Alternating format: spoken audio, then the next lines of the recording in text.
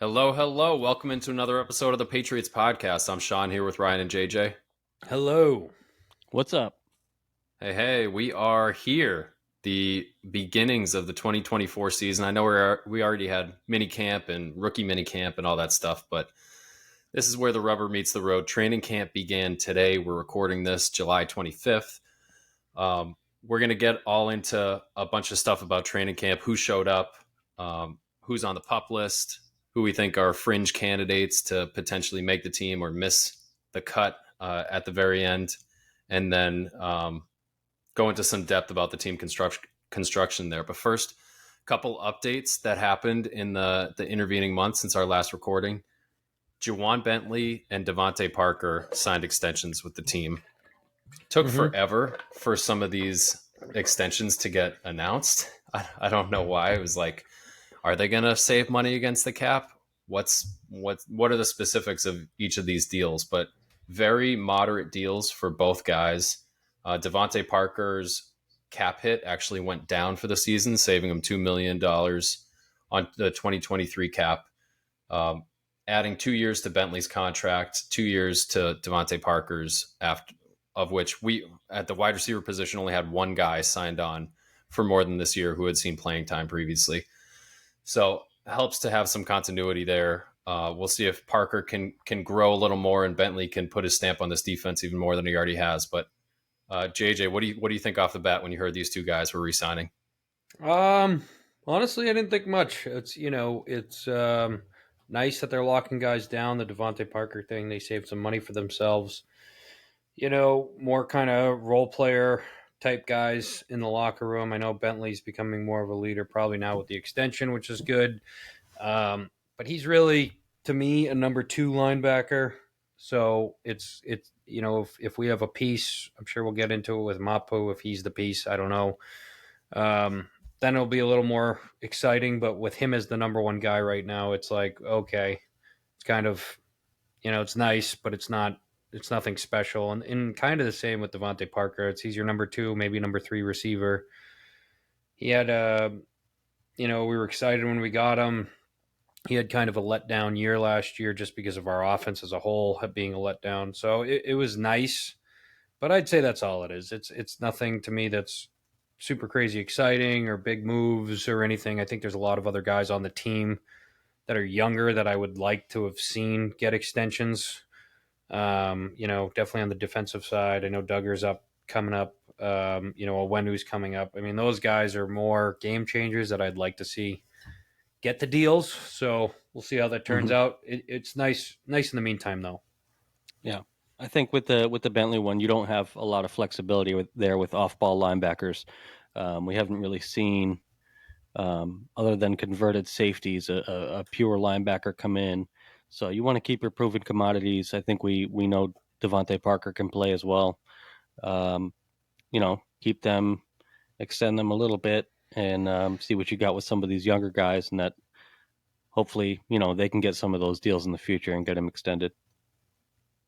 Yeah, it makes sense to kind of nibble around the fringes, get some things secured up with maybe some of the secondary, tertiary talent on the team. And then you could focus tertiary, you like that word? Yeah. Then you can focus on some of those guys that you mentioned, JJ, Kyle Duggar, Michael Onwenu. Looking at the list right now: Hunter Henry, Kendrick Bourne, Trent Brown, Mike Gesicki, Jalen Mills. They have a pretty significant list. Josh Uche of guys that are going to be free agents coming up next season. Well, hopefully you'd love to see some of those cornerstone pieces, Duggar and Onwenu particularly, get locked up. I have a feeling Uche is going to want to roll the dice.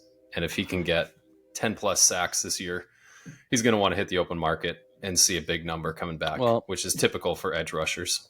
I think if you look at the 2024 cap space right now, I think we have the most in the league for next year. We have $80 million. Yeah. I saw somewhere either 1 or 2, depending on which list you look at.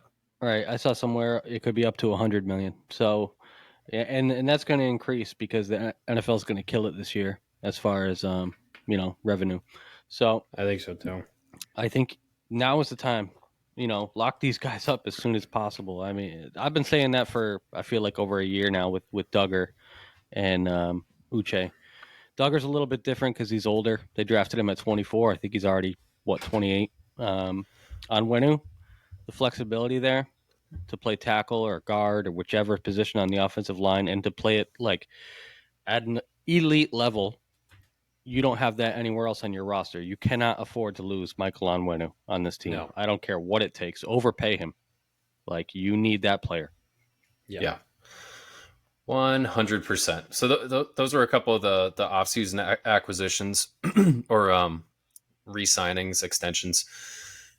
The Patriots flirted with a couple big name free agents. There was a lot of buzz. Patriots, DeAndre Hopkins, Dalvin Cook, all in this kind of mixture. DeAndre Hopkins ends up going to Tennessee for a number that sounds like it was a little bit bigger than what the Patriots are willing to offer. Patriots wanted more incentives. Hopkins got more guarantees from Tennessee on that. Dalvin Cook's still out there. Patriots brought in Darrell Henderson, Leonard Fournette. Seems like they're interested in upgrading that running back position, which is great from my perspective because they have all their eggs in the Ramondre Stevenson basket, which is a great basket, but running back is a difficult position to stay healthy at. Mm-hmm. Did you guys seriously, Ryan? Do you think that DeAndre Hopkins was a serious? I did. I got my hopes up a little bit. I was hoping for it, and then when it didn't happen, I was like, oh well, he's like 29, 30. He's probably going to be aging. He hasn't had the years he's had in the last two, that were at the level he was at before. So I talked myself out of it, but honestly, I would have really enjoyed that. And I think if you're going to be a contender here, if you're going to be a serious threat, you need to start putting your money where your mouth is and let's make a run at one of these guys. We've officially missed out on all the big targets, I think, this year. The Leonard Fournette one is interesting. I think that he will come in. The Patriots have liked him for a long time.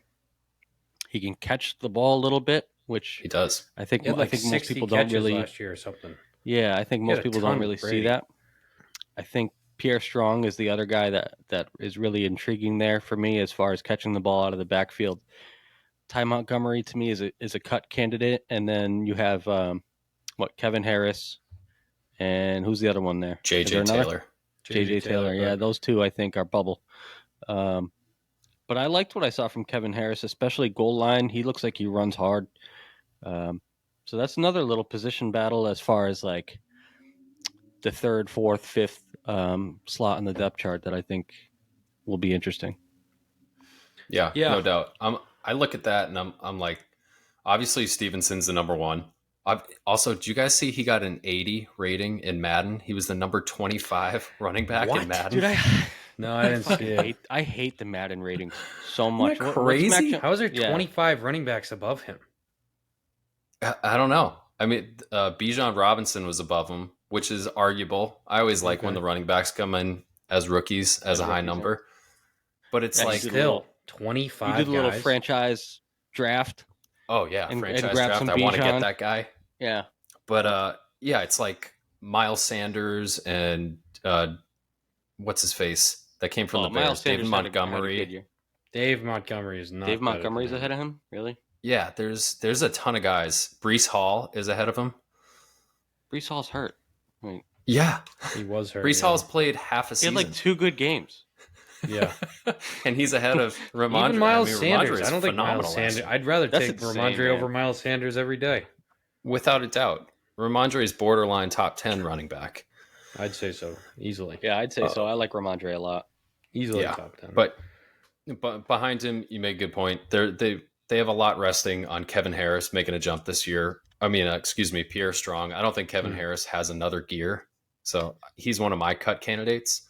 JJ Taylor has struggled to maintain a roster spot. And then Ty Montgomery, I feel like, is a fallback option as your receiving threat out of the backfield. Yeah, he might be a good practice squad candidate. Unless somebody really pops or they bring somebody else in, Ty Montgomery is like, all right, he can be our third down back. He's done in the NFL. I guess since we're on the subject with the running backs, have you guys been paying attention to this running back?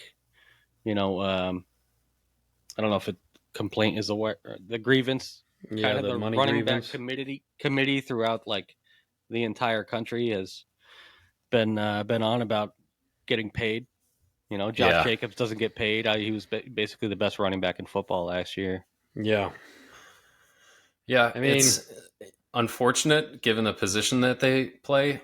One of the arguments that I've heard, I think it was Mina Kimes, who's on ESPN, but she was talking about how like basically the prime years for a running back skew way younger than the prime years of other positions.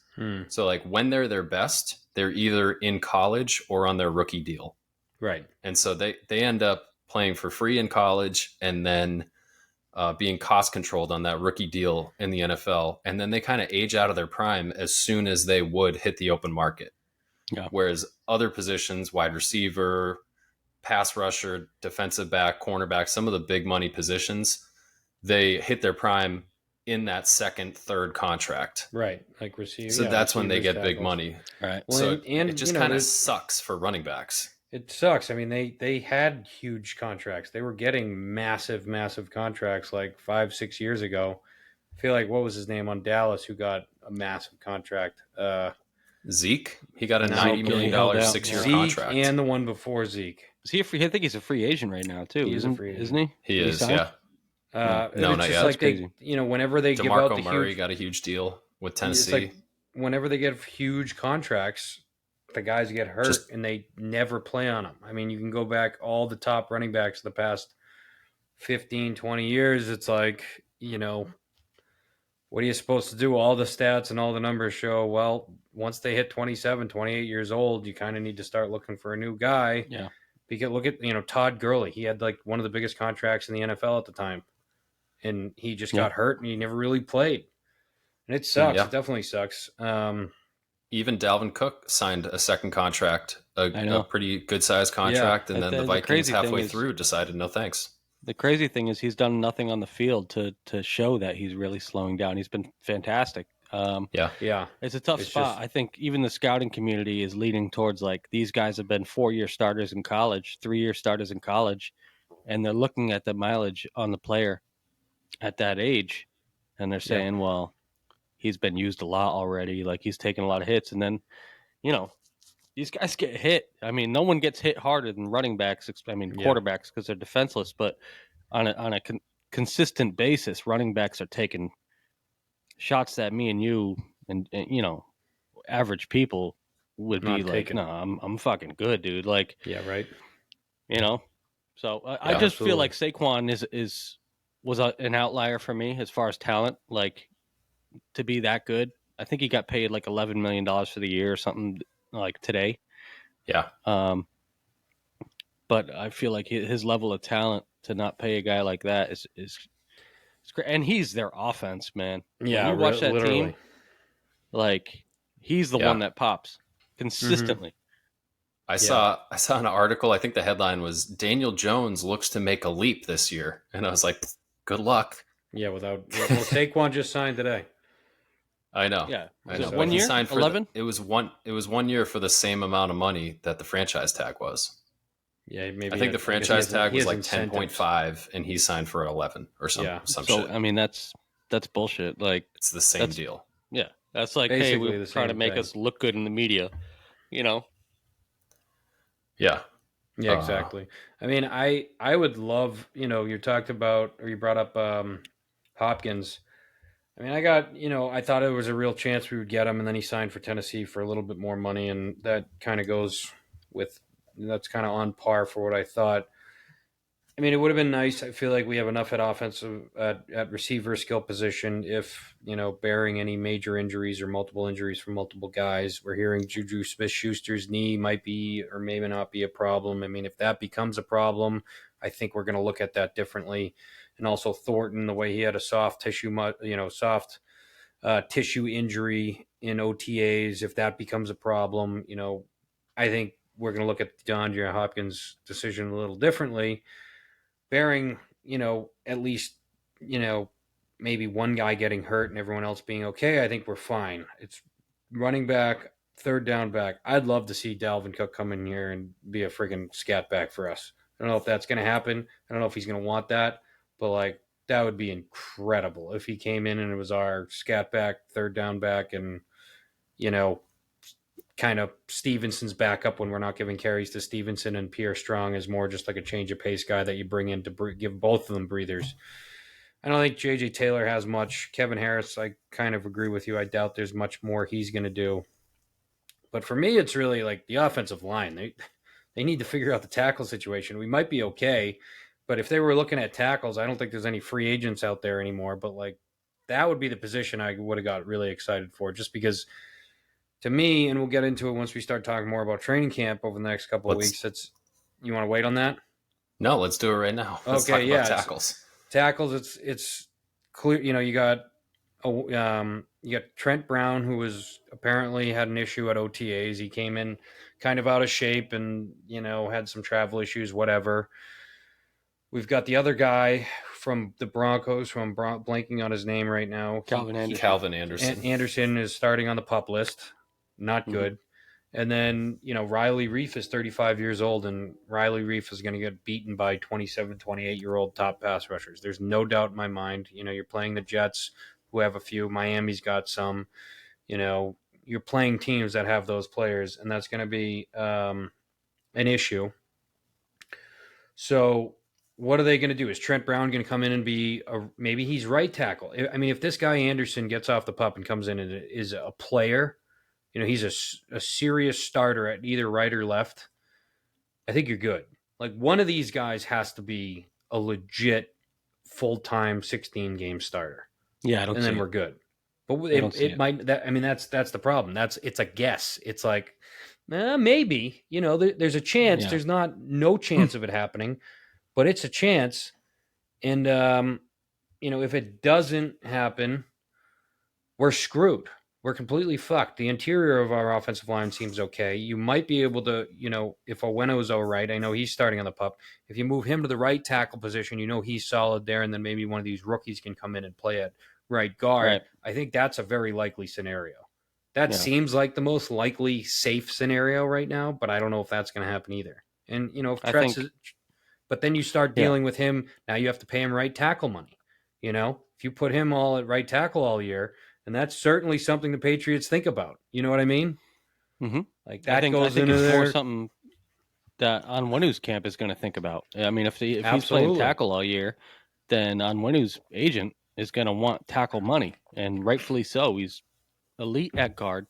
We've seen him move to right tackle and be very good. You have Riley Reif there. You mentioned his age. Connor McDermott was, average.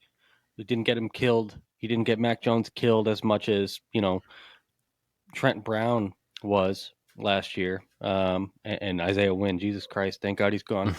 But we have so much interior offensive line depth that maybe the best situation is, all right, say City Sow doesn't develop into an offensive tackle like maybe you thought he could. Kick Onwenu out. You know what you have there. It's solid. And then you have so many guys interior. Mafi, Jason Hines from last year, LSU. There's a lot of offensive linemen there, especially on the interior. Hopefully he takes a big leap. I mean, we're all banking on him making a big leap this year. You got another Andrews center on the interior. I would definitely hope Strange should be locked in for that position. He should be. I mean, he needed to gain weight this year, gain some muscle, that whole thing. Another big point of it too that we haven't really mentioned is we got a new offensive line coach who is, had what's his name? Adrian Clem. Clem, thank you. You have a full-time offensive coordinator who's dealing with the quarterbacks, and you have a full-time offensive line coach. Where last year we really didn't have an offensive line coach. We had Matt Patricia, who was playing the offensive line coach, who was also calling the plays, and the offensive coordinator, and then his assistant was kind of coaching the offensive line, but he was up in the booth sometimes. Sometimes he'd be on the field. Nobody really knew what the hell he was doing or what his real position was. He was assistant offensive line coach. So now you have a full-time offensive line coach, and even though people have said there's been some things about Clem said, whether he's had some issues in the NFL or he's a college coach or whatever. I mean, regardless, he's a full-time coach at the offensive line, for one, which I for think one, right. For a position, for the traditional coaching tree of an offense, we fall under that this year. Where last year it was just, as we all know and have talked about at length, how much of a disaster that was. So that I think that, is it going to make all the difference in the world? Absolutely not. But I think that'll make somewhat of a difference, especially if he can coach well. You know what I mean? I think it makes a huge difference to have somebody that's devoted to one specific position group instead of multiple things that they got eggs in different baskets. They have their head is all over the place thinking about different things, special teams, whatever. To have someone that's specifically designated to just work with these offensive linemen and get it and right. Has done it before, right? And has also done it before. That's his, maybe that's not his at the NFL set. level, but right. And then also, I failed to mention the kid from Michigan we got. Was it Stuber? Maybe he doesn't make the team. I feel like there's a chance he doesn't make the team, but just seeing the PFF grades off of Calvin Anderson, I haven't really zoned in on Calvin Anderson as a Bronco, but just seeing the PFF grades, I don't know how much confidence you can take from that. Some of those grades are worse than what Isaiah Wynn did last year, and he was basically a turnstile. So and he's a free agent, isn't he? Wynn, right? Did he sign? I don't know. No, he's on Miami. Miami is trying to patchwork their offensive line. Game. I know, right? They probably will. Do you see how well he moves without pads? He should be our left tackle. Yeah, he moves really Good well. Luck. He certainly does. One thing to note about Calvin Anderson is that he is on the non-football injury list, Sorry, not I said the pup list. Thank you for the correction. Yeah, it doesn't say. I believe they operate basically the same way, except I don't know if you could take the first 6 weeks off with a non-football illness. That's how the pup works. You can, if you stay on it to start the season, you miss the first 6 weeks. But non-football illness, it might be if you stay on it to start the season, you're done for the year. Which would be terrible, because then it means that would be rough. Riley Reef is your backup or starter. Yeah, I mean they paid him as a spot starter. They paid him as like a swing tackle, right? And it's virtually all guaranteed, so he's going to be on the roster. McDermott got a 2-year deal; he'll be on the roster. We're just really hoping. I forgot about Sean. He was actually okay last year. He was pretty good. He was decent. With all the shit going on, he ended up being all right. I mean, he was a cast off from the Jets, which I don't, Well, we drafted him initially. We did, but I mean, he was on the Jets and they off the practice squad on the Jets last year, and they let him go with no fight. So I mean, that he's okay. Yeah, he can come in a pinch, but is he going to start all year and make you feel confident about Mac Jones, blind side or front side? No. Yeah. I'll tell you one other. I would much rather have Trent Brown on the right than the left. I would too. He was really good there. So it's like, at least if you have one dominant tackle, I'll take it. And then maybe you can figure out things on the left with tight ends and, kind of mask it a little bit. You can mask it a little bit at one offensive line position for sure. Yeah. Belichick said Trent Brown looks good. He looks like he's ready to go. Really? That's what he said today. Yeah. That's literally all he said. Oh, good. He looks good. He's ready to go. Well, that means a lot that he said he looks good. Yeah, right? Another thing he said was Jack Jones is practicing. Yeah. So wild. Jack Jones' next court date is middle of August sometime, but he participated in the offseason program. He is at training camp day one, going to be playing out there. He changes, just when you look at our secondary, when you got a lot.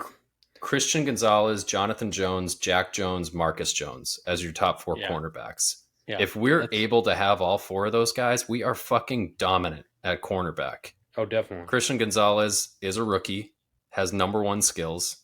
Jack Jones is a seriously good cover corner. Marcus Jones and Jonathan Jones could both be terrific slots. Jonathan Jones has the ability to flex to the outside and even do deep zone coverage. Is something he has in his past as well. I mean, with those four guys and then our stable of safeties, if Jack Jones can just stay the fuck out of jail, we're going to have one of the best secondaries in the NFL. Easily. Yeah. And, and that, I mean, that'll change the whole defense. It's the whole thing. If the coverage holds, Uche was really good at getting coverage sacks last year because he's quick and around, the whole thing. So same with Judon. It changes the whole defense. It's pretty wild that he's at training camp. I got to say, I feel like guys have been cut for less other times, but hey, if the team, I hope the team has done its due diligence, which I think it would have in a situation like this, and they, maybe this guy's just been at the wrong place, wrong time, wrong place, right, or whatever, multiple times in his career, and they think he's a good dude and he's worth staying behind, and hopefully he doesn't go to jail and he can just kind of move on. I don't know the inner workings of the legal system in that way, but it seems pretty crazy that he's, going to get off if that's what they think. But maybe they're just like, yeah, we're, you know what I mean? I mean, if that guy maybe it was just completely misreported. That's possible. Unlikely, but possible. I'll give him the benefit of the doubt. But I mean, if they think that, or maybe they're just like, all right, we're going to keep this guy here until we have to cut him, or it's taken out of our hands type of thing. You know what I mean? Yeah. That's kind of seems what they might be doing, so we'll see.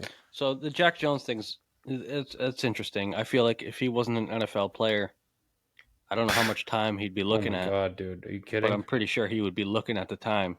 That was a lot of charges. Bringing a gun on a plane, large capacity, which is basically everything. Well, not on the plane, through the airport. Through the airport, okay. In it, not in a safe. No, just in his like duffel bag. Yeah, like idiot. What are you doing? The amount of charges he's facing, I think that there's a chance he gets off, but he better not fuck up again. And they're not registered. Weren't they not registered guns? No, they were registered. He didn't have a firearm ID. Yeah, but they are registered. An LTC or I don't really know. I mean, it's because I heard someone compare it to, I think there was a Jets player. What's his name? The D tackle that's pretty good over there. Quentin Williams. Williams got caught for something that people compared, but Quentin Williams literally did everything correct. It just made the news cycle because it's New York. He literally went in with a locked gun, and he went because he wanted to travel with it, and he had the license, and he had all the paperwork, and he went to whatever the airport, and he was like, found the right people and said, hey, I want to know how to travel with this. And then he went through all, it became a big deal because he had a gun in the airport and people freaked out, but he did everything correct and there was no issues. So, but it's not like that. It's not like he, prepared this, but so we'll see. I mean, I don't know what else, it's crazy. It's absolutely crazy, but hey, if the guy can play. I was trying to read about is that a bug assault? It is, dude. I have a fly flying around my whole setup right here. I'm in the garage, and this don't shoot the camera. Douglas, Massachusetts. Here. You're gonna scare all the listeners if you shoot the camera. Does it work? Shoots salt. I could probably bring this on a plane, honestly. Put a little salt. Get some looks. You'll definitely get some looks for sure. But if I see that fly again. Speaking of guys that showed up to camp, Jack Jones, Lawrence Guy, who was absent from the offseason program, a reported quiet holdout, showed up on day one of camp. He decided, oh yeah, that's right, I'm 33 years old and I'm the fifth best defensive tackle on this team. He's just like, I don't want to cause too much shit here. He should fire his fucking agent, whoever gave him that advice, immediately, because he is the number one cut candidate on this fucking team. He's got a $3 million cap hit, and only $500,000 of it is dead money if we cut his ass. And he hasn't done shit in over 2 years. He's just a big body. These big bodies, you could just find big bodies, man. I'm telling you, you just find a giant fat ass on the street. We have Barmore, who should take a big leap this year, I would hope. I'm really hoping he finally... It's not even on the same planet. Barmore has athletic qualities. You know what I mean? Like, yeah, he's going to make the team. Guy has been consistent. I know you hate him, but he has been consistent. Consistently Larry Guy. doing nothing. Yeah, consistently taking up bodies. That's what he does. I think Devin Godchaw is worse than Lawrence Guy. Dude, Devon Godchaw, we should probably get into... I'm sure we will get into this a little bit. They released the new player weights, which I always find interesting. Oh, yeah, hit us with it. What do you Devon got? Gottschalk put on 19 pounds. Whoa, 19. well, What's He's he up to? already a big body. Is he up to like 325 now? He's huge. I gotta find. He was already 300 pounds. Right. He's 330 now. Oh, so good. he went from He needed it. 311 to 330. So nose tackle. I hope 3'4"? that's good weight. I hope he didn't just load up. We'll see. He's But, married I mean, to he's like a 330. model, so I'd hope he's putting on the right weight. Thanks for adding context to that, James. Yeah. Yep. Well, every bit counts. Wow, Godshaw's up 19 pounds. Yeah, I mean, if you look at the defensive tackle depth chart, Godshaw is due a ton of money. Obviously, he's a lock. Barmore, everyone knows how we think about him. Dietrich Wise coming off a great season. Keon White, second-round pick. Those guys are all locks. All locks, yeah, absolutely. And then after that, Carl Davis, Daniel Aquale, Lawrence Guy, Sam Roberts, DeMarcus Mitchell. I don't feel like Carl Davis, Aquale, and Lawrence Guy are all going to make the team. I feel like those guys are redundant. I think you get 2 Davis out of 3. is finally gone. I think I talk about someone that does nothing. He goes in, jumps off sides, they take him. It's literally literally that is, if you go over his play, I mean, it's like every time he goes in there, they put him in on 3rd and short, he jumps off sides, gives them the first down, and they take him out. So I'm happy with they cutting him. I think Aquale will probably make the team. I think so too. He's shown enough, and I would be surprised if they cut Guy unless he falls in a numbers game. And I would like to see Sam Roberts make the team. Same here. I want him to break out too. Yeah, I mean, I watched his college tape, and I know it's against some pretty shitty competition, but there's something there that I would like to see more of. I think we saw a little bit of flash last year. Yeah, we saw some flash last year. Absolutely, he was Division II Defensive Player of the Year. Yeah, and I think if you go into the year carrying 6 defensive linemen in this day and age, we play a lot of 3-4, a lot of odd fronts. Judon's on the edge a lot, Uche's on the edge a lot. I think you can get away with 6 now. In this. Especially since we have no linebackers. Especially if Godshaw's 330 now. I think that's a nose tackle now. Maybe not just a 4-3. No linebackers, so like you got to make up the place. You got to make up the weight somewhere. It's like. Speaking of weight and linebackers, Ryan, you teased us before the podcast about Marte Mapu. Dude, I'm telling you, some of these weight things tell you a lot about what the Patriots want these guys to do. Marte Mapu, when he got drafted, was 216. So he was in that real safety linebacker tweener role. We watched him play. He was fantastic. Just flying around. Now, he put on 14 pounds of muscle, or 14 pounds. And I think, by all accounts, it sounds like they asked him to put 14 pounds, or, put some weight on. And he's 230 now, 6'3", 230. He's legitimate NFL off-ball linebacker role. That's bigger than Levante David. It's big, and the way he moves, we watched him move at Sacramento State, and it's different. You always get that trade-off, though, like, okay, this guy put on weight, he was fast as shit. Is he going to be the same level of athlete? Slow as shit, or vice but versa? It's his instincts. I think his instincts are what makes him elite. Yeah. No, I agree, and I'm excited to see him at 230. He can handle blockers and traffic and covering tight ends even better. The thing I like about it is the frame is big enough to support that too. It's not like he's like 6 feet tall. At 6'3", I think that's a good weight for him. And he's 23 years old. Let's see what he's got. Boom! Wow, that's a good one. Yeah, that's another really one good that since we're on linebackers, I'll just drop this little nugget. We have Bentley, we have Board, we have Jennings. Mac Wilson put on 13 pounds. He's now at 246. Wow. Oh, yeah. He was one of those lighter guys. He was right around 230. Yeah. Low 230s. Now he's 246. He's like kind of old school line, off ball. Yeah. Like Gerard Mayo build. Yeah. Maybe he's trying to compete with Bentley for that role because Bentley's what? And then you still have got you. Yeah, 250, like 255. You still have McMillan there, who really... McMillan's out for the year. Is he already out for the year? Yeah, he's on the IR. Ugh, what happened to him again? I don't know. He did something. Then you have Ronnie Perkins, good old third rounder, just kind of Has never played a game. Never played a game, never seen the field. Like He's an edge player anyway. He's not a middle 6'3", middle 250 though. It's like, what is he doing there? And I really don't want to see a lot of Julian Tavai or Jelani Tavai. You know, it's like he put on weight too. You're Tavai put on gonna 9 pounds, so Tavai's up at 255 now. All right. So the game is going towards more speed and space, and we're putting on weight at all these positions. right. It's not done there. You look at our outside players. Demario Douglas, we drafted. He was 170 when we drafted him. Dude put on 22 pounds. Who is this? 192. Demario Douglas is listed at 192. The running back. Love it. No, the receiver. The jitterbug wide receiver. Very excited. Kid from Liberty. Yeah, oh my God. You know, I like that, but at the same time, he was a jitterbug. What does 22 pounds do to that? That's a big question to me. We'll see. Isn't he like 5'9"? He's a little guy. I don't know if he's 5'9". He's a muscle-bound little dude at 192. Got the gold fronts on. Look at him. Holy shit. 5'8". 5'8", 192. Love it. Oh my God. It's like borderline. He must have been in the gym, dude.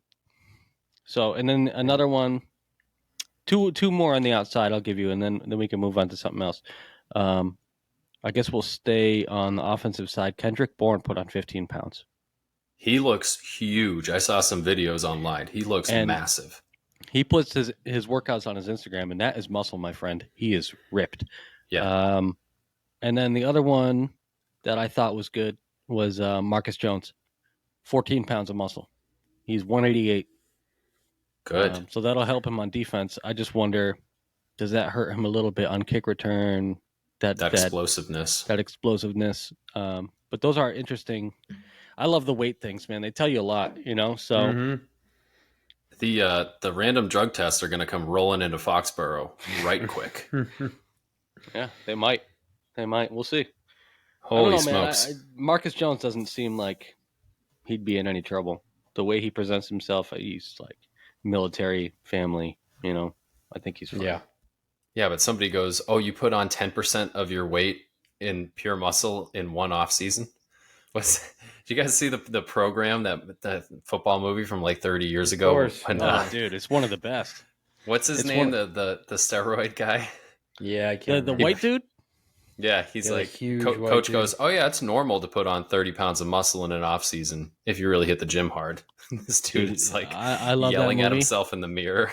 Yeah, I love that linebacker. I always think of that linebacker that said, "You're the one who shot my mother. You shot my mom." Like, dude, imagine fucking dealing with that pre-snap.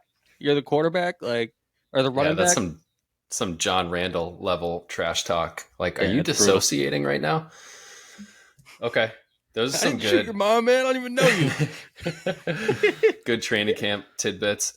We haven't had a chance. One of my favorite things about training camp is you get these like news stories every night, and they're like, "Oh, this person stood out. That person's put 2 or 3 good days together."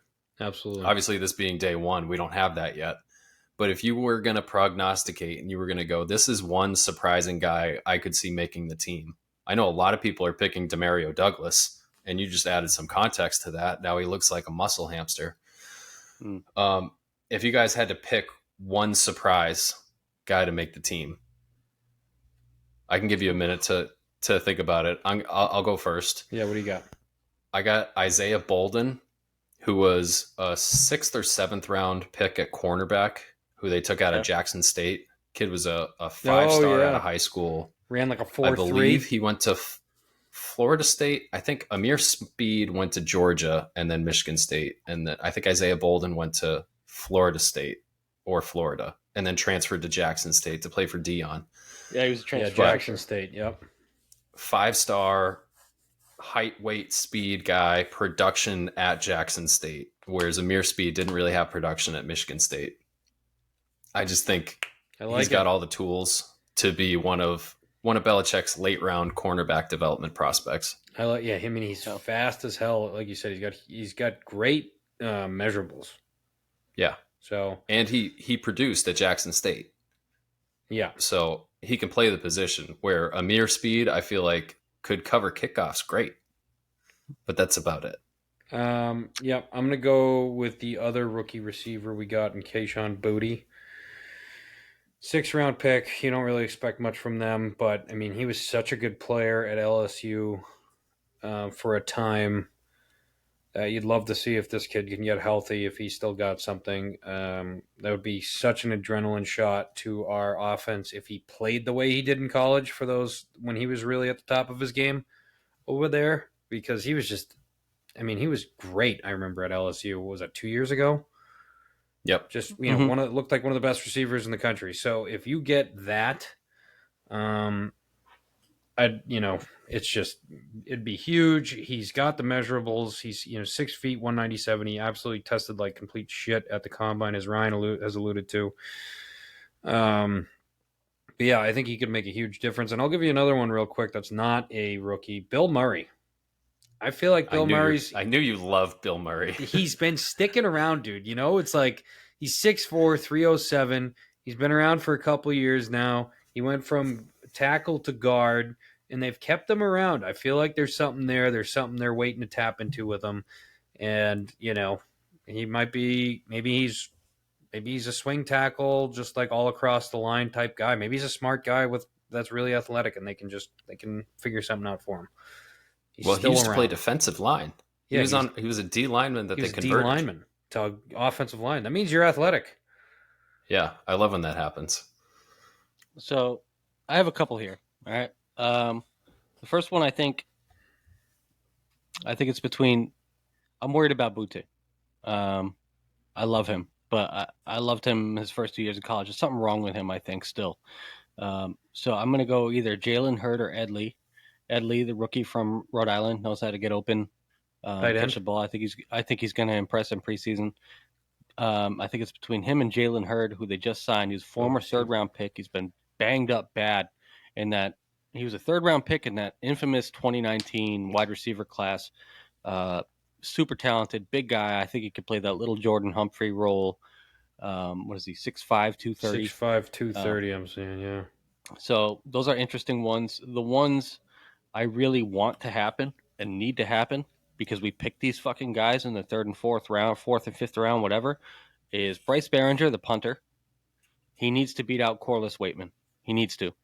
That needs to happen. We spent a high draft capital on him, and that needs to happen. The other one is obviously Chad Ryland, the 5-year kicker from Maryland. 60% of his field goals from over 50.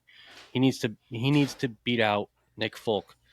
We need a kicker that can kick from over 50 yards, and that's that. Yeah. Yep. So those are mine. But he's got to be able to make extra points and 30-yarders. That's where Folk is still bulletproof. Not bulletproof. And I think Josh Bledsoe shows out in training camp too. I think he makes the team. Yeah, Josh Bledsoe's a good one. He did so good last year, but I didn't think he played that well in the regular season. But his training camp, he was probably my favorite preseason player last year. I guess the coaching staff loves him. So we'll see what happens, dude. I mean, our safeties, we really haven't said anything about it, but like between Josh, Kyle Duggar, Jabril Peppers, who actually started to look pretty damn good last year late. Adrian Phillips is usually solid. And then Jalen Mills. Jalen Mills, who I completely forgot about. Yeah, Jalen Mills is a deep safety, hopefully. And then Josh Bledsoe. Like, if Bledsoe can play, you have a hell of a good safety crew. Rye, you finally giving up on Sean Wade? Yeah, I think so. The other one I think is best case scenario. I think if Andrew Stuber can recover some form and maybe play right tackle, I think that's like the best fucking thing that can happen to this team. I really do. I think it's like the best case scenario. You found a tackle that you redshirted last year and you kept on your roster, didn't fucking cut his ass, and he's still around. If that guy can come good, he's only 24 years old. He's from Michigan, where they just breed offensive linemen. Andrew Stuber, let's see what you got, kid. Get in there, take the fucking job. That's a big one. Yeah. That'd be kick-ass. That'd be huge. All right. Those are good examples. We can open it up to some of the other stuff around the league. A couple contracts came in today. Trevon Diggs, cornerback, Dallas, 90 gets something. 97 million over 5 years. So it launches him into the top 5 highest paid cornerbacks. Mm-hmm. Might even be top 2. He might be second behind Jalen Ramsey now. Mm-hmm. Big contract for a guy that turns the ball over, but also I love that stat. I think it was 2 years ago when he led the league in interceptions, or maybe he tied for the league lead with J.C. Jackson, but he was way up there. And at the same time, he gave up the most passing yards in the league. Yeah. It's just feast or famine. Well, and Dallas one of those looks good to me. Samuel. Write the check. But that was an Asante Samuel. That was an interesting season too, because if you remember, he got like, I don't remember how many, but it seemed like 3/4 of his interceptions within like the first 6 or 7 weeks. And then they figured something out, and like he started giving up like hundreds of yards a game after that. Remember that? Yeah. It was like all at once he kind of got those picks, and then he started getting roasted, and people were like, maybe he's not as good as we thought. So, you know what though? There's going to be more and more of those guys coming out because look at what he just got paid. You know, those gamblers. That's his style of play. You look at his PFF score; it always sucks. You know, he's got like a 65 or whatever it is. Yeah, Jack Jones. J.C. Jackson was a gambler in that way too, but probably not to that degree. Not to that degree. Not that degree. Not the heights, peaks and valleys of Diggs. I always think of Asante Samuel was a big gambler.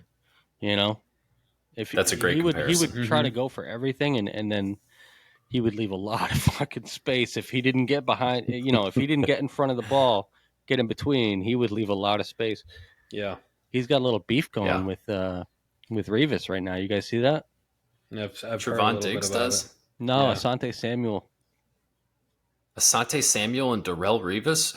Because they were talking about it's over somebody else though, isn't it? Like someone it's over Belichick. It's over Belichick, dude. Is that what it was? Asante Samuel hyped up saying Belichick this and that, and I don't know. Somehow it got into like, I don't know. Somehow he insulted Revis, and Revis was like, "Dude, I'm a Hall of Famer. You're just a Pro Bowler a few times." Like, he's right.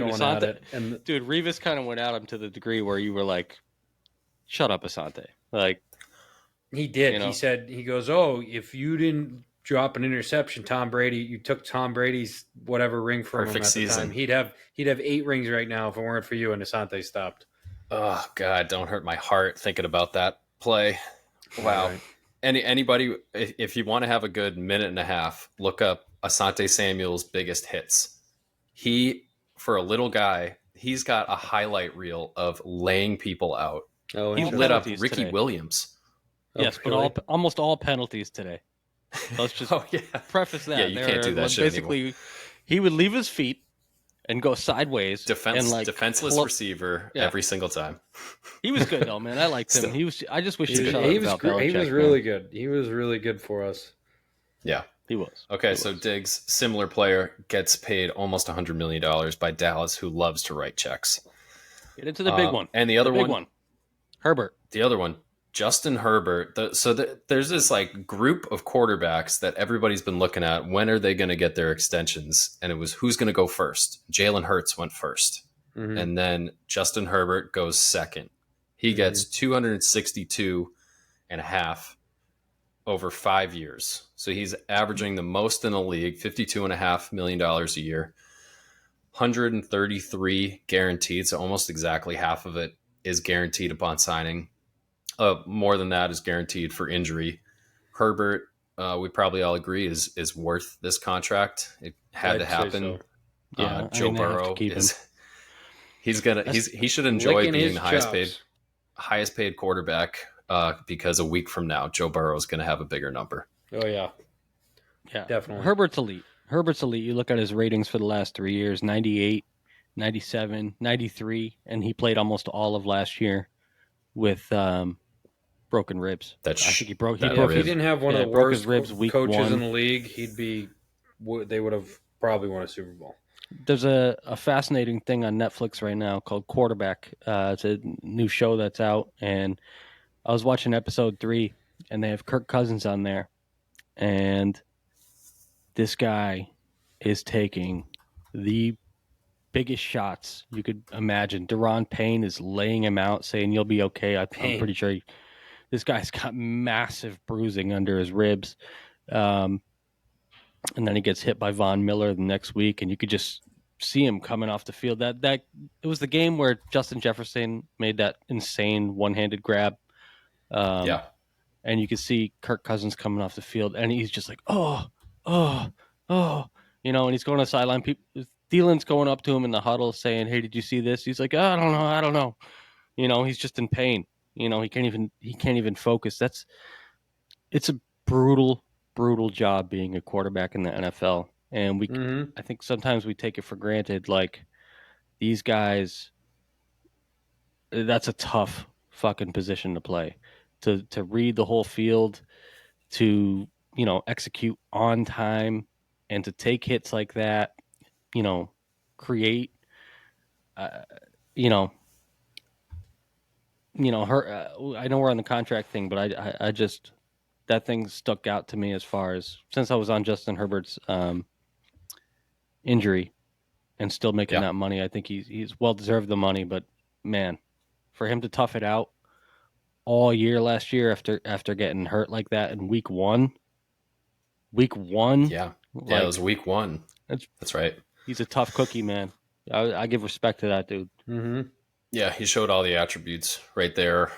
What we need to see from him next is that clutch gene, those fourth quarter closing drives.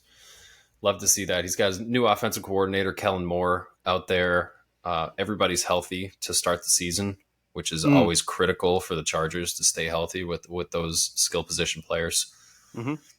Could be a big year for him. One of the other quarterbacks up for a potential contract extension, Tua Tagovailoa. With his injury history, I just wouldn't expect it to happen. I can't imagine what the offset language would have to be. So you got to think he's going into his fourth year. He'd play out his fourth year. They could do the fifth year option. Then they could franchise tag him. I don't know why you would try to guarantee, from the team's perspective. Obviously, the player would like to have that security given his history.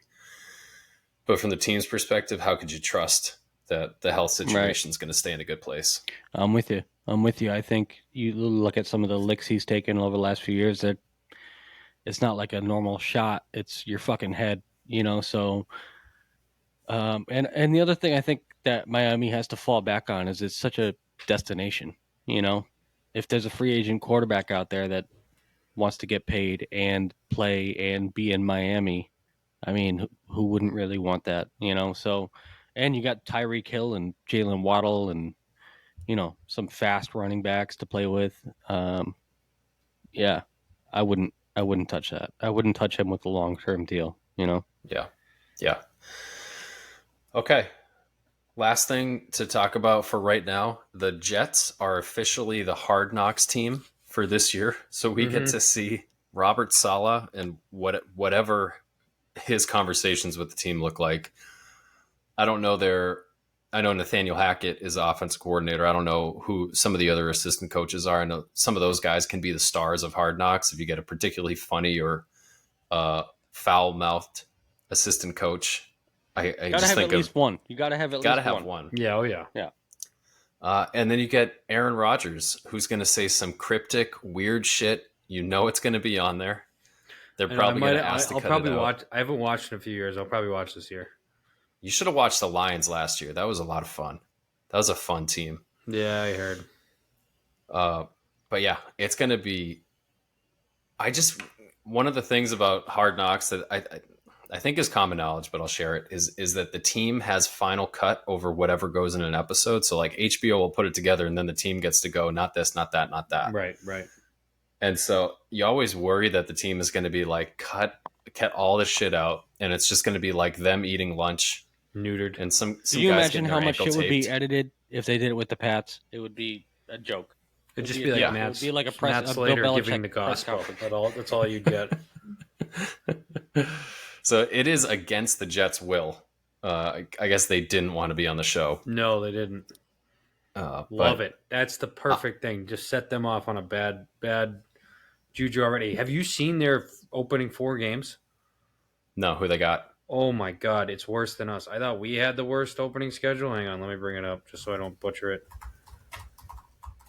All right, so I got It's the Bills, Bills, Cowboys, Patriots, Chiefs. Chiefs.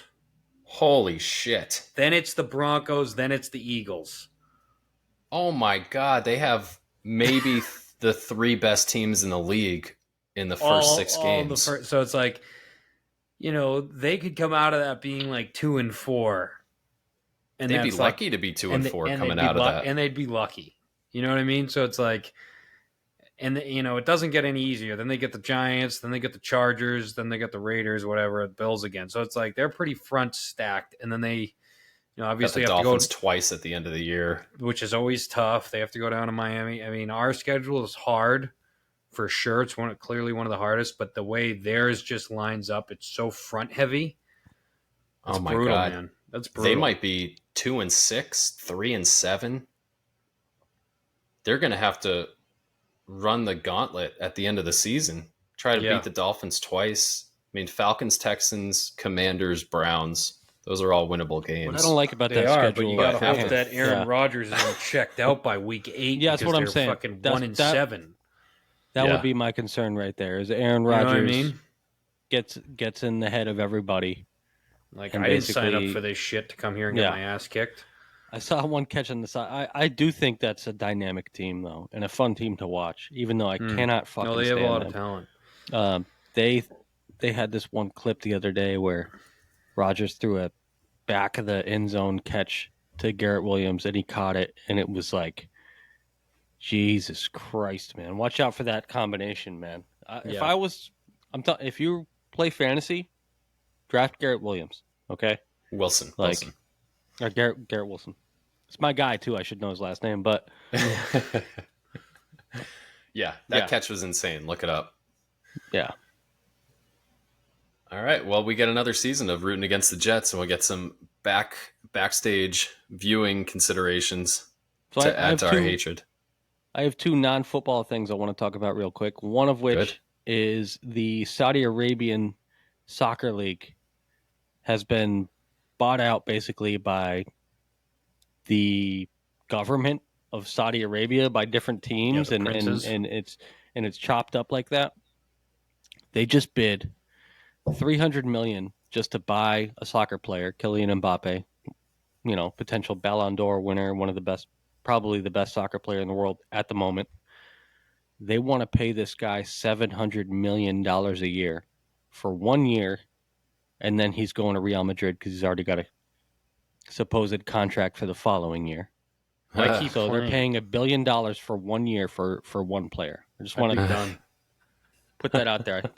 I think that's... I'd be done. Yeah, I mean, the Saudis are showing, dude, that they could basically buy the NFL if they wanted. So American sports has to really... I think I heard the stat once all the stuff started coming up. It's like American sports, you could buy basically every asset of American sports for like $500 billion or something, somewhere in around $500-600 billion or something, which sounds absurd. But then people were like, well, they might be able to afford that.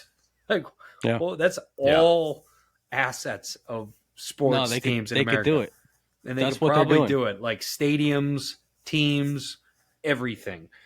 So I don't know what's going to happen. I really hope they don't. See, the NFL has a really good policy in place where all the owners have to approve the deal to someone. For sure. The NFL is probably safe. Hopefully. I mean, they might get a team other in sports. There. You would think they when you look at other sports, the Commanders. Commanders just sold. We forgot to mention that. Dan Schneider. That's great for them. And I think it's a good ownership, too. I think it's a good ownership group that's going to put the right pieces into place. And, I'm excited for them because they've been through a lot of Dan Schneidering. Yeah. They hinted there could be another name change. Really? Yeah, that could be. Possible. I saw some names out there floated. That's probably a bridge too far. I don't think they'll do that. I liked the football team. Yeah, football team was great. I mean, that was fucking classy as hell, dude. Washington. Washington, bro. That's it. Yeah. Washington United. I like the soccer team thing. Like, get rid of all the bullshit. All right, that aside, we're Boston guys. I just want to say thank you to Patrice Bergeron, since we're on here. Retired today. Retired today. Yep. Can't One of the believe best it. players of all time. Probably the best all-around player the Bruins have ever had. So good luck in retirement. Thank you. Absolutely. Tip of the cap to Patrice. Oh, yeah. He was a rookie in 2003. I was in middle school. Yeah, right. That's how long. Dude, he's my age. How old do I fucking feel? Yeah. And he played in the NHL for 20 seasons. I guess 19 because they had the lockout season in the middle there. But at the beginning, I think he had 30 goals as a rookie. And it was like, oh, shit, we got a superstar. And then he had a bunch of health stuff. He had a concussion issue. And it was like, damn, we lost another one. And then he just came back firing and was durable, was there every night, it seemed like. Great on defense, yeah. Playing the full ice. He won a number of awards, the Selke Awards. 6 Selkies, which is more than anyone's ever won. So they should rename that fucking trophy the Bergeron. That's for the best two-way forward in the league, by the way. Yeah. So let's hang 37 from the rafters. For sure. Absolutely. Also, another Boston thing, Jaylen Brown signed an extension today. He's now the the highest paid player in NBA history, which is in terms crazy. of average annual value. That's crazy. That is crazy. It's just a function of the salary cap going up and the way that the rules are around a max player who can have up to 35% of the salary cap. Right. They did that for the smaller teams. So if you wanted to stay with a smaller team or whatever team you were drafted by, you could get more money by staying than potentially leaving in free agency. There's only so much they can offer you as a max if you leave. So I think that's great to do for smaller teams, but that's a lot of money for Jaylen. I love Jaylen, but that's, oh my God. I know. It's hard to swallow, but that salary cap's going to keep going up and up and up. Yep. It's weird to think that at the end of this deal, he's going to be making almost $70 million per year. Yeah. But it's going to be pretty common. Looking around the league, it's by the end of the deal, this is not going to be a top 10 average annual value. That's weird, but this is the direction we're headed in. Look at Kylian Mbappe, who just mentioned $700 million a year. No, that doesn't even make sense, dude. I heard that and I was like, that's not real. And then it's like, the more I hear it, I'm like, well, I guess it's real. Fucking real, dude. Like when I saw it, I was like, that's a typo. It probably meant to say 70. Literally. That's what I thought. I thought the same thing. I was like, they got to be mean 7 million. Yeah. Or 70. I mean, that's where we're going, dude. And then these NFL players are going to start to think, why am I doing this shit? Like this, yeah. Let's go play soccer first. The Saudis for $1 billion. Play soccer. Marcus You want to make a Jones. lot of money? Be the best soccer player in the world. Yeah. Look at Messi. Oh, hell yeah. Over there in Inter Milan. I thought Messi was a huge contract, and that's like nothing. Comparatively. Dude, that was so cool the other night. He came in, scored a free kick on his debut. That was Game fucking winner. Awesome. Oh my God. Game winner is fucking, God, man. I love sports, man. I love soccer. I love all that shit. Bring it on. Well, now we got the best sport ramping up. Training camp started today. We're going to be back checking in with you guys as training camp progresses, as the roster situation clears up, and pretty soon here, we're going to have a preseason game to watch. We're going to have actual live action football. Live action. With the Patriots on the field. One thing we didn't mention at all, which is kind of surprising for a Patriots podcast, is no quarterback mention at all. Which I think is all of our quiet nervousness about the situation. I think that we just need to see it. In this new developed scheme that Billy O'Brien actually had a plan for. We need to see it. And I don't want to hear any competition talk. I want to see what Mac Jones has this year. 100%. And then if it sucks, then it sucks. If it's good, then stop it. You know what I mean? Yeah. Like with the Zappy talk. Mm-hmm. Yeah, that's basically it. All right. With that, we will sign off. Thank you all for listening, and we will talk to you soon. All right, guys. See ya. Adios.